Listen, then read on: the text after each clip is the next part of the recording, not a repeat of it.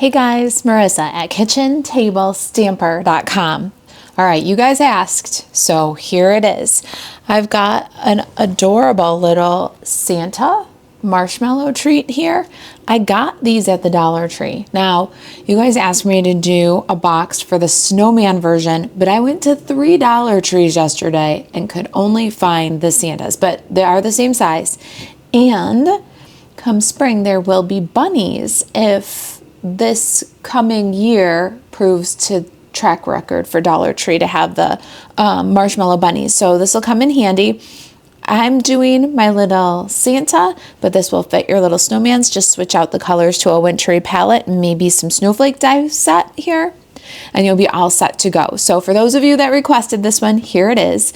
I designed this box yesterday, and I've wanted to do a long skinny box that hinged on the short side for quite a while. So thank you for the inspiration to get this one out of my head and into your YouTube feed.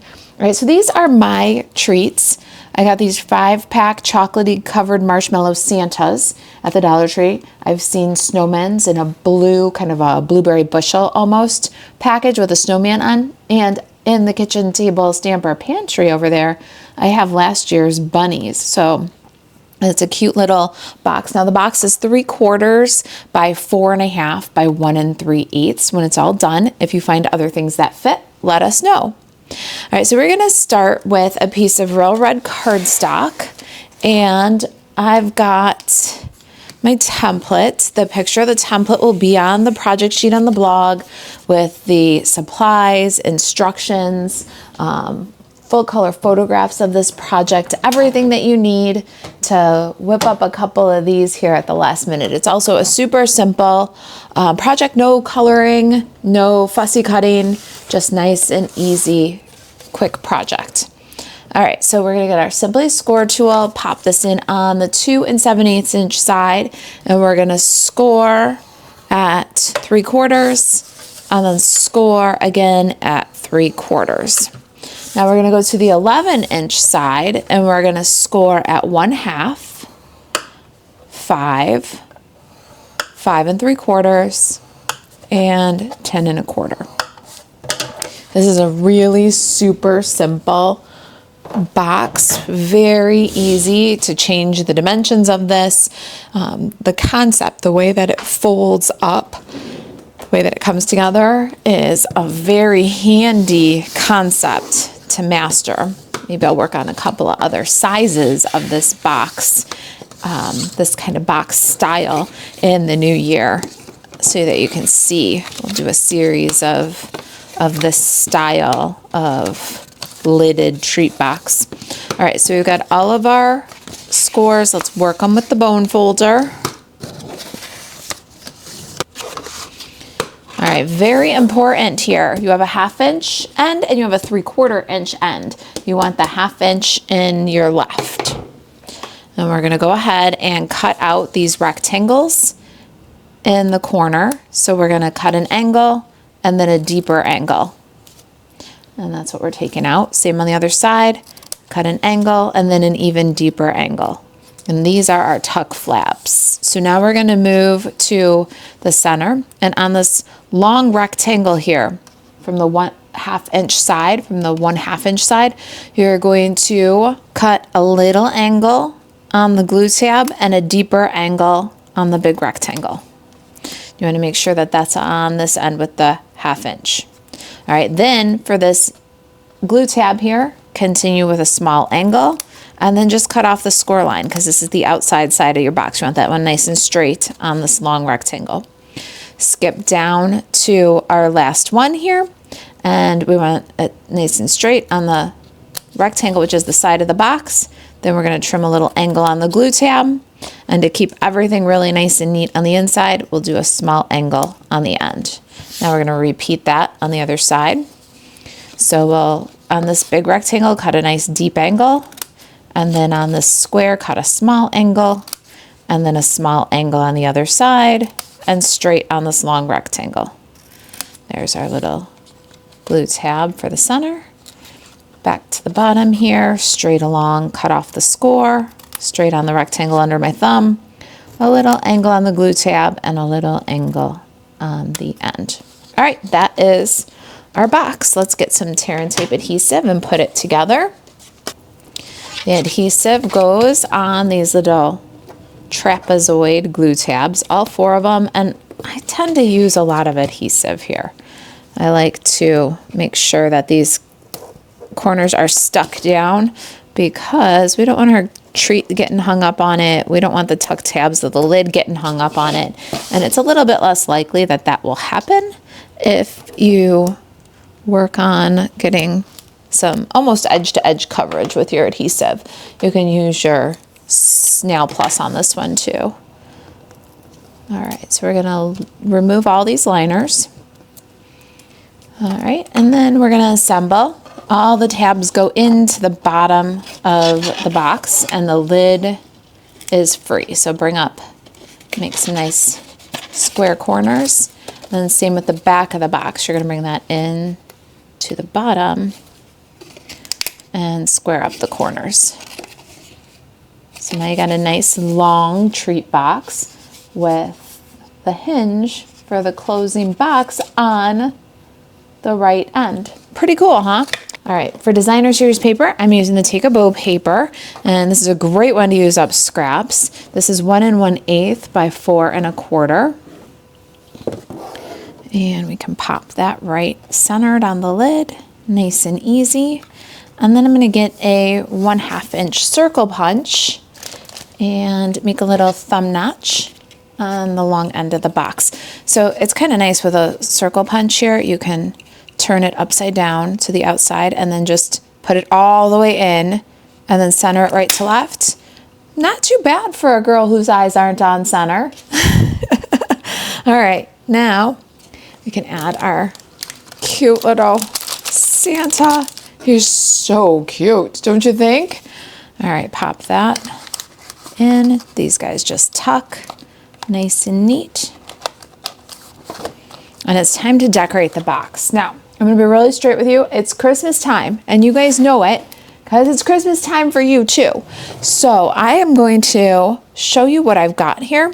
And most of this, I already had leftover pieces cut from the 12 Days of Christmas series. So I am going to just show you what I've got and tell you what color they're cut from and what tools I used. So here I have the holly. I cut that one from Garden Green. Some berries. That I cut from Real Red.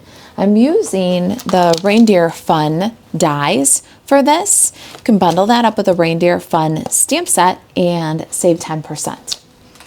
These dies should be back in stock next week, but it's always a good idea to check a little bit earlier. So if you're interested in getting these, if they were on your list and you didn't grab them before they went out of stock, you'll want to check and kind of keep checking from now until when they come back in. All right, then I also have from Real Red the skinny little present, and then from Granny Apple Green I have the big rectangle present and this kind of squatty little bow, and then another Garden Green piece. This is the crisscross ribbon and bow. All of that is from the Reindeer Fun Dies. Now, the next piece I have is a basic white tag, and that I cut using the Greetings of the Seasons dies, and it's this kind of rectangular label here. All right, so let's go ahead and adhere the presents. So we got the 2 little presents and their coordinating bows. I'm just going to add a little bit of liquid glue on the ribbon and then pop them on the presents. Then we'll set those aside with a little bit of dimensional on the back. All right, those can go to the side. Now let's get a Stampin' Pierce mat and our greeting. My greeting is from the One of a Kind stamp set. Now that's another one. The dies are currently unavailable, but they should be back this week. So keep an eye out for that bundle. We're using Hope You Have the Merriest Season Ever from the stamp set. And here's the sweet little die set that coordinates with. This should be back in stock very soon. All right, let's get some garden green ink. And we're gonna add our greeting to the bottom of the tag. I think this might have been one of my most used greetings this holiday season. I love the font. I love the size of it. It's just so perfect. Stamp set is really sweet, but I love the greetings in it. All right, now we're going to go ahead and adhere our tag to the box. Let's use some dimensionals. I love to put my dimensionals on the box because then I know that they're not sticking off the edges or gluing the box closed or stuck in any way. Our tag is just a little bit wider than the treats. Now we're going to run a little bit of this red and white baker's twine through the loop. I'm going to double it up, and then I'm going to cut it away from the spool. And then I'm going to grab my floss threader. I like to, whenever possible, kind of adhere what I'm working to onto the project so we can just floss through the twine.